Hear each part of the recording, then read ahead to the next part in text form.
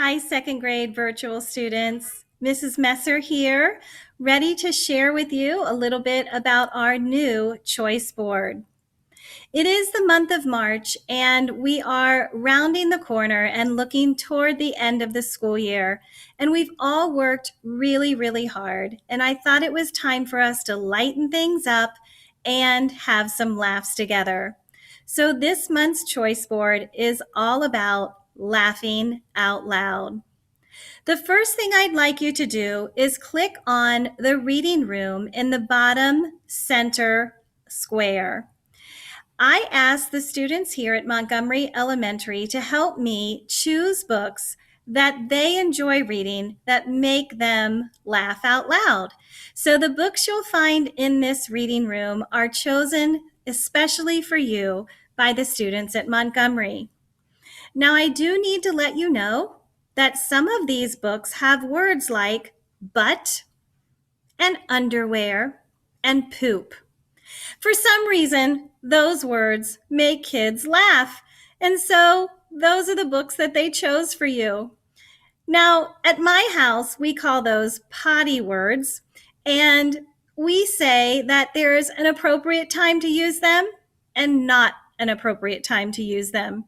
So for our choice board and for our laughing activities, I'd say this is okay, but always make sure that outside of this, you are polite and you use those words appropriately.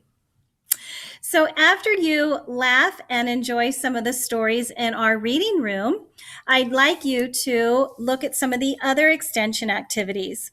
One is to listen to this story, I Yam a Donkey. It's a story in which a donkey is misunderstood by a sweet potato. Yes, you heard me correctly. This is a story with a donkey and a sweet potato. That in and of itself is laughable. After you hear the story, I would invite you to have your parents sit down and watch a very famous skit called Who's On First by Abbott and Costello. In that story, the gentlemen are trying to talk about a baseball situation and they just can't understand each other. I double dare you to try not to laugh. Another activity is to listen to the story President Taft is stuck in the bath. In this story, President Taft is actually stuck in his bathtub. And yes, he is naked in this story. Again, sometimes we laugh just hearing the word naked, don't we? After you hear this story, I want you to decide, did this really happen in history? Is this factual or is it fiction? And there are a couple of links, one to the History Channel and one to Pebble Go, in which you can learn a little bit more about President Taft, who was in fact our largest president, and see if you think he really got stuck in the bath. Another extension activity has to do with this book, Pluto Gets the Call. When I was in school, Pluto was considered a planet. But as scientists have learned more and technology has gotten better, they have now decided that Pluto is no longer a planet. So what I'd like you to do is, after hearing this story, I want you to find something that's too far away to see clearly. Maybe it's in your home or outside, and draw a picture of what that object looks like from far away. After you've done that, go and take a closer look and draw it again. What do you see up close that you couldn't see far away? That's similar to what has happened with scientists. Now that the technology is better and they've gotten a closer look at Pluto and all of the other things in space around Pluto, they have in fact decided that it's not a planet at all. And Pluto has a really funny way of getting this information in the book. So enjoy this story. Then what you might like to do is listen to What do they do with all that poo? Yes, this is a story about poop. Now, I want you to think about all of the animals at the zoo. All animals poop. And we have to clean that up, don't we?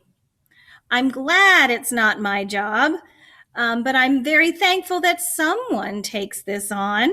What do you think they do with all that poo at the zoo?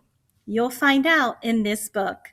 And then, for fun, I have a following directions activity in which you can make no-bake cookies at home in the shape of poo. So if you click on the link in that box, you will get a recipe and some cards that give you an idea of the different shape and texture of animal poo. Are you laughing yet? I bet you are. Remember that laugh as you go into our mindfulness box. Here I talk about laughter being good medicine. And I talk a little bit about different types of laughter. So I'd like you to watch the video of Mrs. Messer laughing and then think of your favorite laugh and record it for us on Flipgrid.